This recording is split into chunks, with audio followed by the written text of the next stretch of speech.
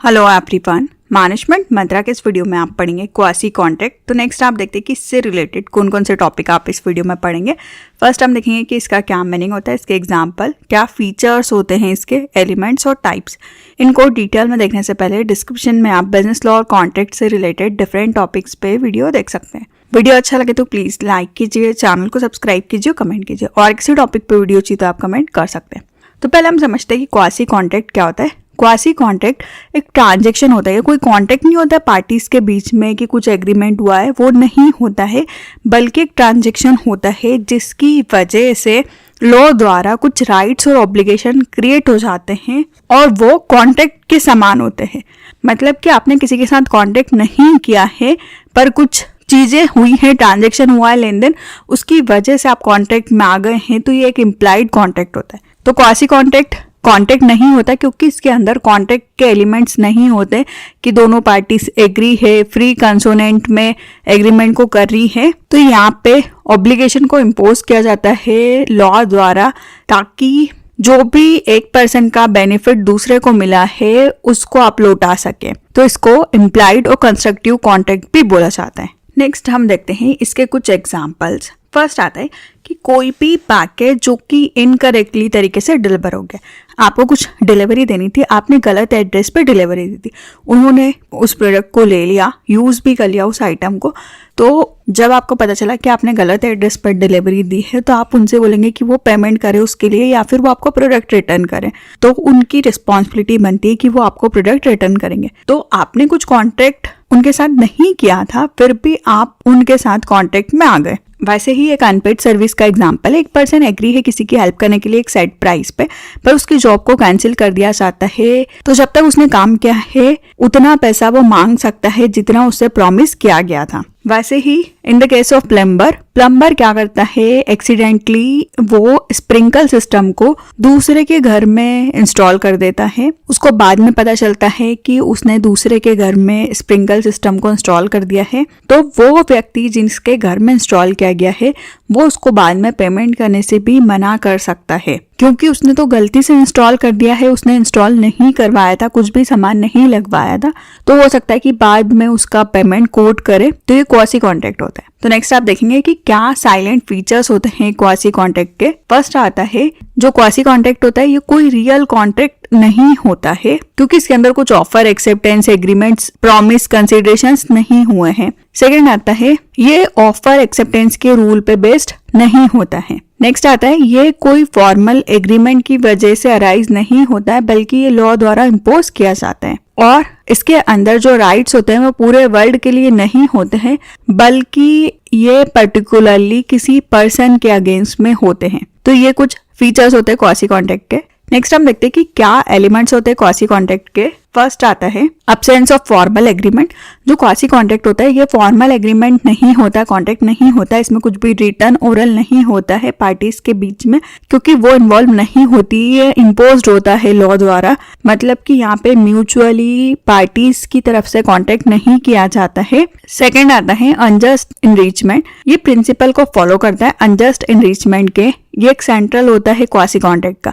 मतलब एक पार्टी का बेनिफिट दूसरे को मिल जाता है एक पार्टी के खर्चे पे, और ये लीगली नहीं होता, उसको बोला जाता है अनजस्ट इनरिचमेंट, क्योंकि एक का बेनिफिट दूसरे को मिल गया है। नेक्स्ट आता है लीगल ऑब्लिगेशन। यहाँ पे आपका दायित्व होता है कि आप उसके लिए पे करें, कंपनसेट करें जो भी लॉ आपके ऊपर इम्पोज हुआ है, क्योंकि जो भी अनजस्ट इनरिचमेंट मतलब आपके खर्चे पे दूसरे का फायदा हुआ है उससे रोकने के लिए क्वासी कॉन्ट्रैक्ट आता है। नेक्स्ट है नॉन ग्रेटिट्यूड्स एक्ट। ये एक्ट बताता है कि आप कुछ बेनिफिट्स दे रहे हैं और वो गिफ्ट के इंटेंट से या ग्रेटिट्यूड के इंटेंट से नहीं दे रहे हैं, बल्कि आप पार्टीज को कुछ बेनिफिट प्रोवाइड कर रहे हैं ताकि वो भी आपको कंपनसेट करें। मतलब आप यहाँ पे कंसीडरेशन के बेसिस पे कि आपको भी कुछ रिटर्न में मिले, इसलिए आप करते हैं। तो ये कुछ एलिमेंट्स थे। नेक्स्ट हम देखते हैं कि क्या टाइप्स होते हैं क्वासी कॉन्ट्रैक्ट के। तो section 68 to 72 Indian contract act के अंदर बहुत सारे टाइप्स को बताया गया है क्वासी कॉन्ट्रैक्ट के। फर्स्ट आता है supply of necessities to persons. Incompetent to contract, जो कि सेक्शन 68 में डिफाइंड है। सेकेंड आता है payment by interested person, section 69। फिर आता है obligation to pay for non gratitudes obtained without charge और पेमेंट एक्ट, सेक्शन 70। फिर आता है responsibility of finder of goods, section 71, और पेमेंट ऑफ मनी और delivery of goods by mistake और अंडर कोर्सन, सेक्शन 72। इन सबको हम डिटेल में समझते हैं। फर्स्ट आता है supply of necessaries to incapable person, ये सेक्शन 68 के अंदर डिफाइंड है। कोई भी पर्सन अगर वो इनकैपेबल है, कॉन्ट्रैक्ट के अंदर नहीं आ सकता है, तो उसको कोई दूसरा पर्सन सपोर्ट करता है, तो वो लीगली उस चीज के लिए बाउंड हो जाता है कि जो भी पर्सन उसको जो भी जरूरत के सामान है, नेसेसिटी की चीजें हैं, उसको सप्लाई कर रहा है ताकि उसकी लाइफ की कंडीशन अच्छी तरीके से चले। तो जिस पर्सन ने उसको सपोर्ट किया, हेल्प किया है, वो उसका पेमेंट जो इनकैपेबल पर्सन है उसकी प्रॉपर्टी से ले सकता है। फॉर एग्जाम्पल, ए ने सप्लाईज की है बी को, बी जो है वो लोनेटिक है, वो पागल है, तो उसको जो भी एक अच्छी लाइफ जीने के लिए जरूरत के जो भी सामान चाहिए वो ए सप्लाई कर रहा है। तो ए एंटाइटी है, ए के पास अधिकार है कि वो बी की प्रॉपर्टी से उस एक्सपेंसेस का खर्चा, मतलब वो पैसे वो बी की प्रॉपर्टी से ले सकता है। तो ऐसे बी को कुछ भी एजुकेशन की जरूरत है या किसी और चीज की जरूरत है, यहाँ पे आप लग्जरी सप्लाई नहीं कर सकते हैं, सिर्फ नेसेसरी चीजों के लिए ही आपको हक मिलेगा, लग्जरी के लिए नहीं मिलेगा। सेकेंड आता है payment by interested person, section 69 के अंदर। एक पर्सन जो कि इंटरेस्टेड है किसी भी मनी का पेमेंट करने के लिए या उसका उस चीज में इंटरेस्ट है, तो वो बाउंड हो जाता है लॉ द्वारा कि उसका पेमेंट आप फिर से करें। मतलब किसी ने आपका पेमेंट कर दिया क्योंकि उसका उसमें भी फायदा था, तो बाद में आपको उसको पेमेंट करना होगा। फॉर एग्जाम्पल हम बात करें कि ए ने एक जमीन ली है बंगाल पे लीज पे, बी उसका ऑनर है, बी ने जो है गवर्नमेंट को रेवेन्यू नहीं दिया है, जो भी टैक्सेस लगते हैं प्रॉपर्टी पे वो पेमेंट नहीं किया, तो गवर्नमेंट सोच रही है कि वो उस प्रॉपर्टी को, जमीन को बेच के उसका पेमेंट ले ले। तो ए क्या करता है, जब बी पेमेंट नहीं कर पा रहा है तो वो पेमेंट रेवेन्यू का, टैक्सेस का ए ने कर दिया है ताकि गवर्नमेंट उस प्रॉपर्टी को सेल ना करे।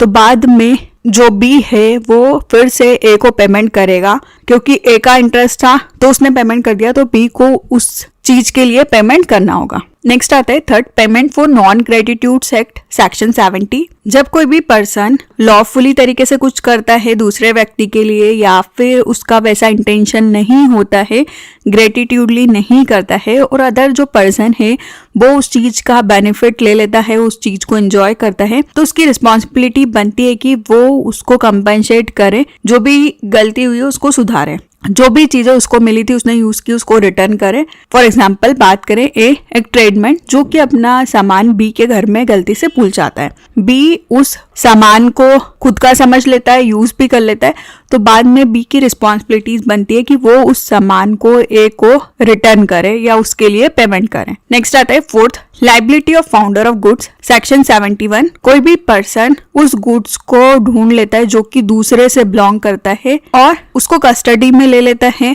तो उसकी रिस्पॉन्सिबिलिटी बनती है कि वो उस गुड्स को रिटर्न करे। अब उसकी रिस्पॉन्सिबिलिटी होगी जिसको वो सामान मिला है कि वो सामान को अच्छी तरीके से रखे, अच्छी कंडीशन में रखे और वो सही मालिक को ढूंढे जिसका वो सामान है और उसको रिटर्न करें। मतलब आपको कुछ चीज मिल गई है, फिर आप क्या करते हैं कि आप देखते हैं कि जिसका है आप उसको लौटाएं। फॉर एग्जाम्पल आपको वॉलेट मिल गया, अगर उसमें कुछ आईडी कार्ड है तो आप उस पर्सन को ढूंढ सकते और उसको रिटर्न कर सकते हैं, तो ये आपकी लाइबिलिटी बन जाती है कि आप उस गुड्स को फाइंडर को रिटर्न करते हैं। नेक्स्ट आता है payment of delivery bye mistake और अंडर कोर्सन, ये आता है सेक्शन 72 के अंदर। कोई भी पर्सन जो कि पैसे को देता है या डिलीवरी देता है किसी भी चीज की, वो गलती से हो जाता है या फिर से हो जाता है, जबरदस्ती हो जाता है, किसी भी वजह से हो जाता है। फॉर एग्जाम्पल बात करें, ए और बी दोनों ने मिलके जॉइंटली सी से पैसे लिए थे 5,000 जो कि बाकी थे, तो ए ने सी को पैसे दे दिए 5,000, पर बी को नहीं पता था कि ए ने पेमेंट कर दिया, तो क्या होता है कि बी भी सी को पेमेंट कर देता है 5,000।